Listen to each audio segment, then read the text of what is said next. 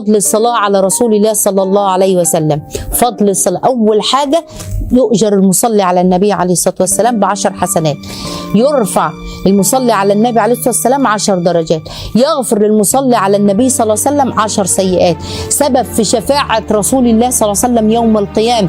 يكفي الله عز وجل العبد اللي بيصلي على السلام يكفى همك ويغفر ذنبك. تصلي الملائكة على العبد دوت اللي صلى على النبي عليه الصلاة والسلام.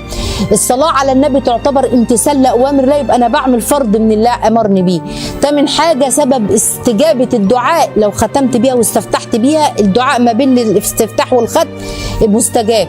تاسع حاجة انك بتنفذ بتنقذ نفسك من صفة البخل. البخيل من ذكرت عنه ولم يصلي عليه، فلما نصلي على الرسول صلى الله عليه وسلم يبقى انا ما عنديش بخل.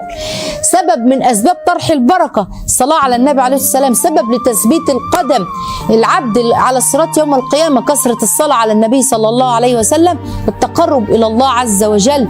سبب كمان لنيل مرادك في الدنيا والآخرة، سبب كمان في فتح أبواب الرحمة، سبب دليل صادق على محبة النبي لأنك بتذكر النبي عليه الصلاة والسلام.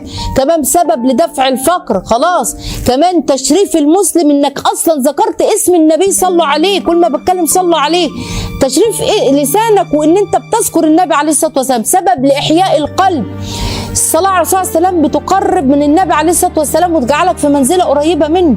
كل ده حديث اصلا سيدنا مين؟ سيدنا عبد الله عن ابي بن كعب. سيد ابي بن كعب حديث النبي صلى الله عليه وسلم قال: قلت يا رسول الله اني اكثر الصلاة عليك فكم اجعل لك من صلاتي؟ قال النبي عليه الصلاه والسلام: ما شئت.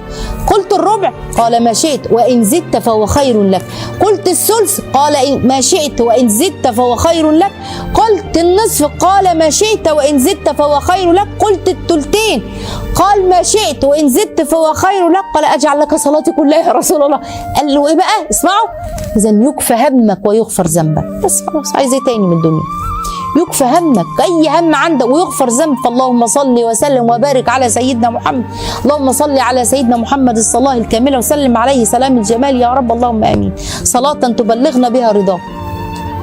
طيب، تسع حاجه اعملها عشان اكون رفيق النبي صلى الله عليه وسلم في الجنه. حديث مين بقى؟ نحن ندع حديث مين؟ حديث سيدنا عبد الله بن مسعود.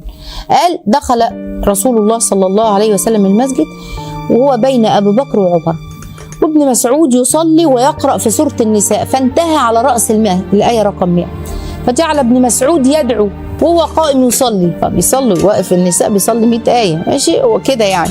النبي عليه الصلاة والسلام قال له: اسأل تعطى، اسأل تعطى، اسأل دلوقتي، ادعي دلوقتي.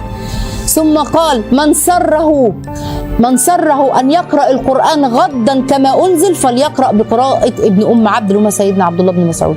فلما أصبح غدا إليه مين؟ أبو بكر ليبشره، وقال له: ما سألت الله البارحة؟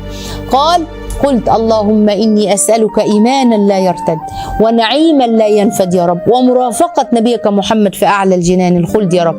فجه سيدنا عمر قالوا له: أبو بكر جه وسأل قبلك، قال